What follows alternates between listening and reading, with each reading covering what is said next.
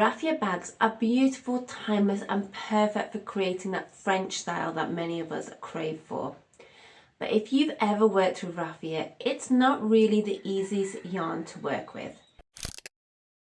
Hi, I'm Rosanna from Crochet, and today I'm going to be sharing with you tips on how to work with those natural fibres that make these beautiful bags and accessories which are everywhere at the moment in summer. But if you want to work with them, they're not the easiest. So let's have a little breakdown. There are two main types of natural fibres for these sort of styles and accessories, and we're talking jute yarn and raffia yarn, or jute yarn and raffia yarn. So I've got some raffia yarn here. This is some basic raffia yarn that I have bought from my local yarn shop, but there is a ton of varieties out there, and it can be quite difficult to understand what yarn do I actually need for certain types of projects. Now for me, I often get asked a lot is when I write in my own patterns that I've worked with natural fibres, that I write twine. And a lot of people say, I don't know what twine is, can you explain? Now twine is a very, maybe a very English thing, but it's basically a string that we used to use to wrap old parcels. So you'd wrap it in a piece of twine, and this is twine. It's a natural fibre, it's quite stiff, and you can get lots of different weights in this. So I like using this fibre. So this is twine. It can come in different weights. It was normally going to be a twisted construction, okay? So this is going to be for your things that you want, are strong and sturdy. But then there's also raffia. And raffia also comes in a huge variety of weights and styles and combinations, but the basic thing is raffia is made from natural fibres. It will tend to be called raffia or a paper yarn. And I've got two examples here. This is a raffia yarn I just bought from my local yarn shop last week. And what I find with raffia is they will tend to be that ribbon style. And because it's that ribbon style, you've got a flat plane, and it's actually quite easy to work with, but you're not going to get the same effect as you would with a twisted yarn. You're going to get those wrappings and foldings. So I'm just going to do a zoom. So this is raffia yarn. As you can see, it is flat. It's very thin. It's got that flat structure.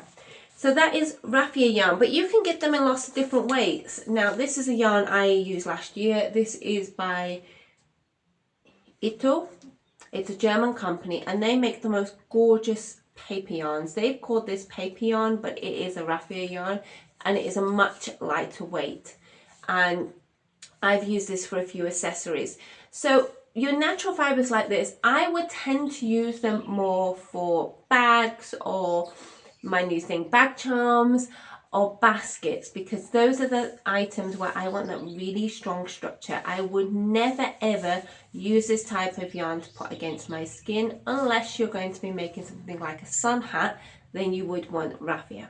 So what are the pros and cons between a raffia and a jute yarn?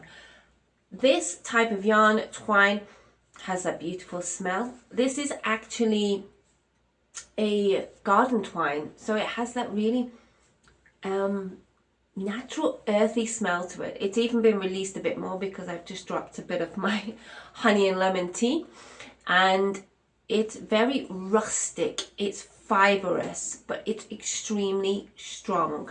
So this is going to give you that rustic, strong texture. It will create structure, whereas raffia yarn is much more fine, it's delicate, it can be moved about, it's softer to work with. So I'm going to show you two examples now of something made with raffia yarn and something made with jute yarn. So here is my French onion basket pattern, and as you can see, the twine yarn will keep that structure, so it keeps that bulbous structure and falls back in. It's very strong. I use them for baskets. I have these in my house to hold my pegs, to hold bits by the door. As you can see, I can use them to hold my yarn, and it creates that really, really beautiful structure and that natural aesthetic that I like in my home. And that has not been molded, that has not been blocked, that is just the yarn how it is when it is finished and twisted or crocheted. And this is my second example. This is a water bag that I made last year for when I was traveling, and I actually made this from the Ito paper yarn, and it is the lightest thing ever. And you would think that this isn't very strong, but actually these paper fibres are extremely strong and durable, that when I was traveling I would fill up my water bottle, which is actually quite damaged but very well used right now, and I would just pop this in here and fill it with water, and every few hours I would fill that and carry that around with me. And that was super strong and saw me through my whole holiday of carrying my water bottle out of my bag. And I was really impressed with how strong the yarn was. I didn't expect it to be so supportive for a heavy bottle of water, but it is stronger than it looks. I actually made a matching bag. So I actually made a bag. Here's the bag that I used since last summer. It's not been used. And it is actually really soft and quite malleable, but extremely strong. And because this was Raffia yarn, I could get details in it. I could create details with my crochet stitches within the bag quite easily, which I could not do with a twine yarn. So those are your differences. I would use more Raffia for crochet items and accessories I would use, but if I want something more structured like a basket like this, I will turn to Twine or Jute yarn. So let's go into the tips on how to crochet with these types of fibres quite easily and comfortably. Let's go into crochet hooks. Now, these fibres are not as soft as our usual cotton or wool or mixed blend yarns, so we're going to have to carefully think about crochet hooks that we will use. So if I'm using a twine, I will always go for a stronger metal smooth hook. Now, I will always go for my tulip hook yarns because they have that ergonomic soft grip for me to really pull when I'm doing these stitches. When I'm doing the stitches with this twine yarn here, I will often change my grip as well from a pencil, because I am a pencil crocheter, to a knife crocheter, in which I will grab that whole hook to pull them through and get those stitches nice and tight. Also, when working with Raffia yarn, again, you want that smooth crochet hook. You don't want your fibre to be catching on anything of your crochet hook, such as a wooden crochet hook, which can sometimes, the lower end bamboo crochet hooks tend to be a little bit splintery and they will catch on your yarn. So go for a crochet hook which is ideally made of metal, has an ergonomic handle to make it much more comfortable for you to crochet. The next tip, if you are new to working with this natural fibre, start with a small project. Raffia yarn and natural fibre, these types of yarns are not easy to work with. They will resist being twisted into a crochet knot.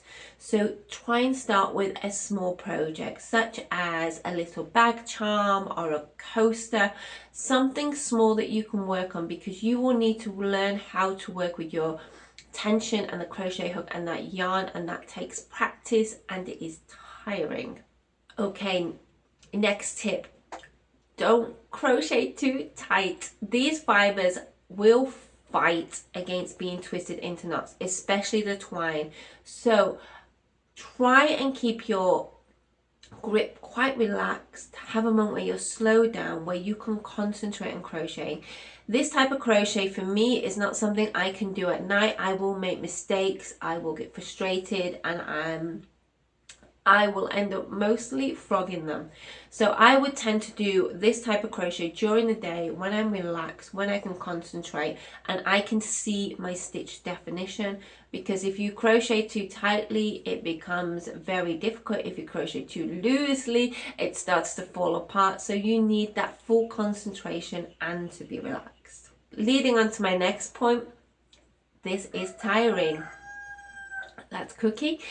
This is tiring, this type of crochet, so take breaks. Do a few lines. Don't try and push yourself to get to the end of that row. If you feel you are starting to get any pain in your hands, now for me, I will always get my pain here, in my tendon here. I have to put my crochet hook down, walk away, come back to it in half an hour, come back to the day after, because if I don't, I will create a strain, and then that will cause me frustration in the project and I won't want to return. For raffia yarn, your yarn is actually quite delicate. It's that paper fibre, it's delicate. If you pull it quite easily, it will snap. Now I have doubled it on this bag to create that extra structure, but once you create those knots, the structure builds and becomes reinforced. So while you are crocheting, always be careful with your yarn, because this type of yarn, these types of yarns can easily become kinked and twisted, so try and keep them in their original form to keep that really nice uniform flow of yarn as you are crocheting. So when it comes to your bag or whatever item you're making, the stitch definition stays the same.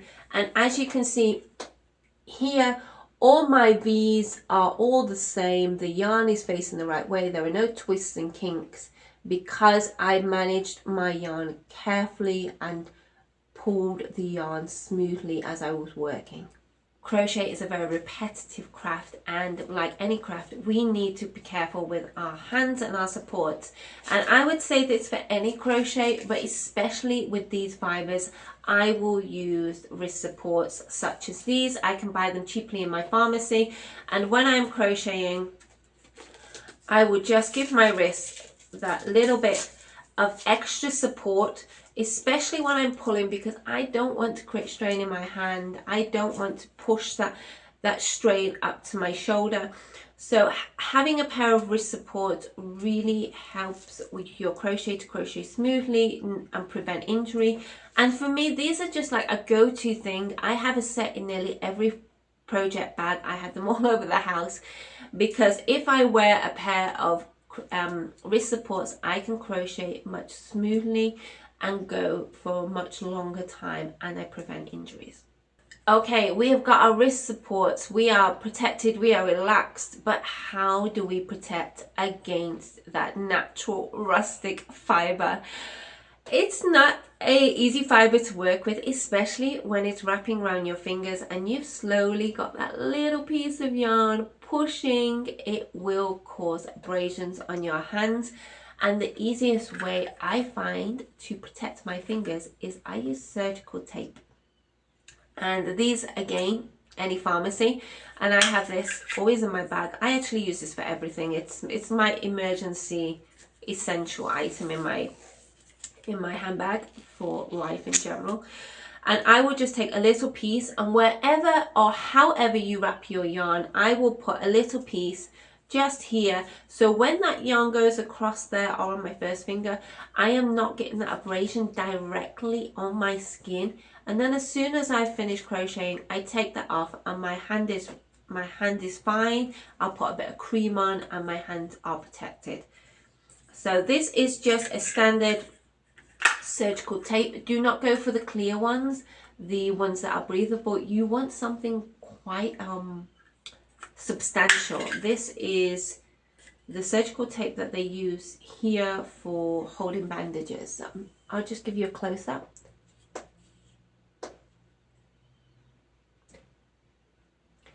And normally you can get this in either white or a neutral color. So these are essential. So grab a few of these, pop them in your bags. And my final tip, as you're working with this yarn, you have got a lot more things to think about than with normal cotton crochet.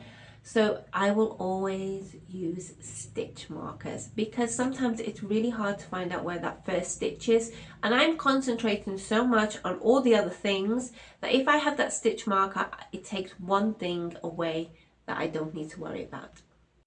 When you're crocheting with these types of fibers, one thing I would highly recommend as you are crocheting your project is stop every now and again and give that item a little bit of a stretch, because you want to check that your stitches are on gauge, because it is so easy for you to get tired or to be concentrated too much that your stitches are too tight or too loose. And a stretch every now and again will release those stitches and put them all into a similar format, similar to blocking, but it's blocking as you go. And because these are natural fibres, quite stiff, they will stretch out to those formations that you're creating. So every now and again, give it a little stretch. If you're finding that's a little bit too difficult, give it a light mist with a bit of water and then give it a little stretch. And as you're going, you will see that all your stitches are becoming uniform. So my overall final tips is use stitch markers, check your gauge, stretch the item as you're doing it, add a little bit of water to mist it if you need to stretch, practice on small projects first, and finally, this is going to be a learning curve. It's not easy. Take your time, enjoy the project, and take the time and enjoy your project. If you're ready to try a Raffia or Jute yarn project, I'm going to leave you a video here in which I talk about a few crochet projects which are using these types of yarn, and I'm also going to leave a link down below for my own projects, my own patterns where I have used Raffia yarn. I hope this video has been useful. I hope you've enjoyed the tips. If you have any comments, leave them down below. I do reply to everything, and I will see you in the next crochet video. Bye bye.